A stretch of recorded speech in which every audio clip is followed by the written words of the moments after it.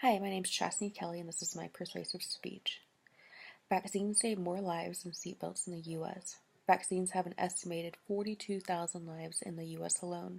That's 3 times more than seatbelts and child restraints combined.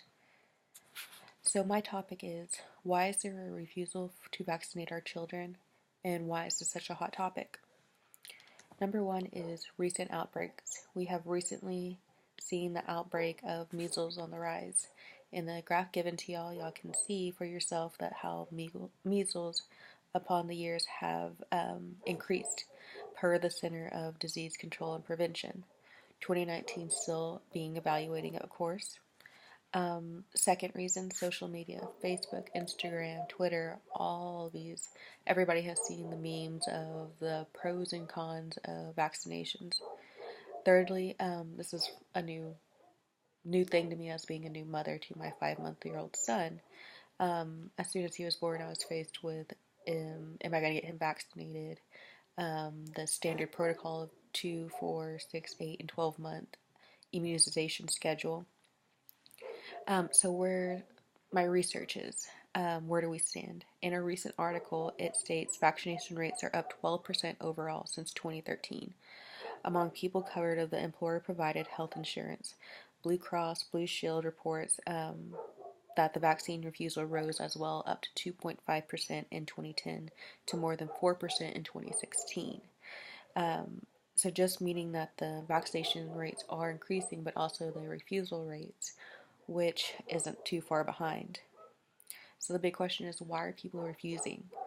Well, there's a new term for this. It's relatively new in research over the past few years to describe anyone who is doubtful about vaccinations or who chooses to delay or refuse immunizations even if they are readily available. But everybody has their own reasons why they are refusing these. There are 4 main reasons. I'm sure there are others. Number one is religious reasons. Some examples are Buddhism, Hinduism, Judaism. Second, personal beliefs. Examples are the MMR vaccine has been linked to autism. Thirdly, safety concern. I kind of link this together with social media playing a big part in it. Many famous people, followers, make an impact on this. Some anti-vaccine actors are the Robert De Niro, Jim Carrey, Jenny McCarthy. These are just some examples. Another thing is social media is how fast a story can spread with the click of a button. Even if it's credible or not, it still gets around. All it takes is a believable pic, a convincing timeline, and a subject to blame it on for that to convince millions of people that this is true fact.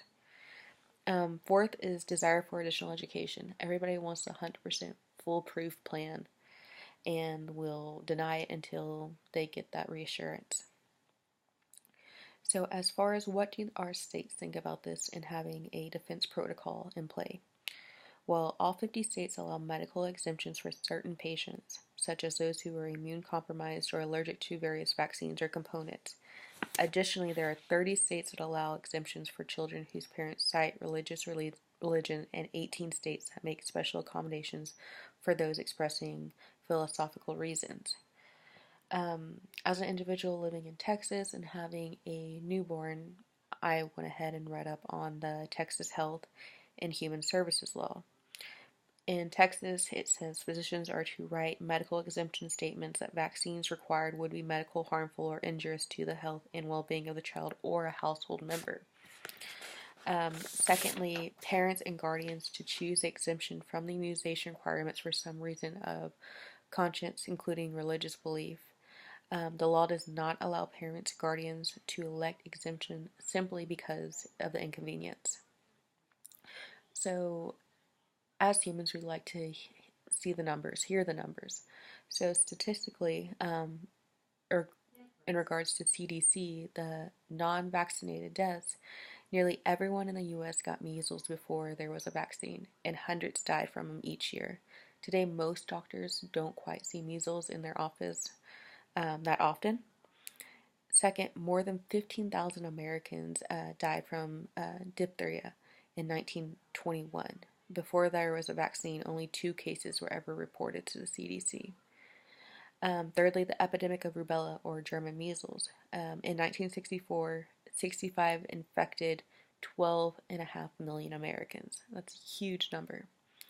They killed 2,000 babies and caused 11,000 miscarriages.